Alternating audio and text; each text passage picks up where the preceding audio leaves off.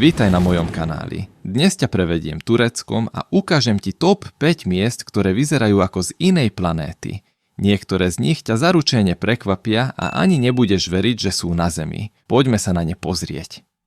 Kapadócia, krajina balónov. Prvé miesto je Kapadócia, oblasť v srdci Turecka, známa svojimi zvláštnymi skalnými formáciami a jaskinnými domami. Tieto skalné útvary vznikli pred miliónmi rokov sopečnou činnosťou a eróziou. Kapadócia je najznámejšia aj kvôli balónom, ktoré každý deň zaplňajú oblohu, najlepšie je sledovať ich pri východe slnka.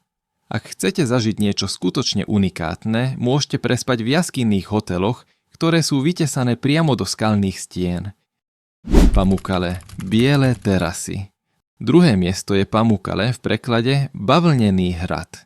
Ide o unikátne biele travertínové terasy vytvorené z minerálnych usadenín teplej termálnej vody, ktorá tu vyteká už tisíce rokov. Pri terasách sa nachádzajú aj staroveké rímske kúpele Hierapolis, ktoré boli kedysi obľúbeným kúpeľným miestom. Celé miesto pôsobí, ako by ste stáli na zasneženej hore uprostred tureckej horúcej krajiny. Mount Nemrut hlavy bohov. Tretie miesto je Mount Nemrut, hora vysoká 2150 metrov v juhovýchodnom Turecku.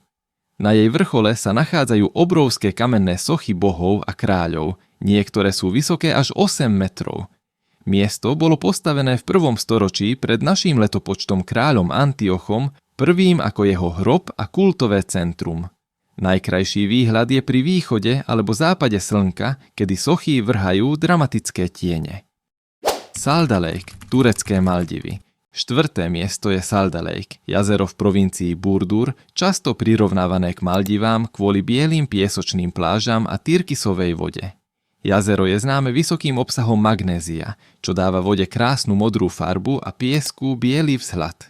Minerály z jazera sú veľmi podobné tým, ktoré sa našli na Marse, preto sa niekedy označuje za Marsovskú krajinu. Göbekli Tepe, najstarší chrám sveta. 5. miesto je Göbekli Tepe, najstarší známy chrám na svete, starý viac než 11 000 rokov. Nachádza sa v juhovýchodnom Turecku a pozostáva z obrovských kamenných stĺpov, ktoré majú reliefy zvierat a tajomných symbolov. Göbekli Tepe zmenil predstavy archeológov o začiatkoch civilizácie. Postavili ho lovci a zberači ešte pred vznikom poľnohospodárstva.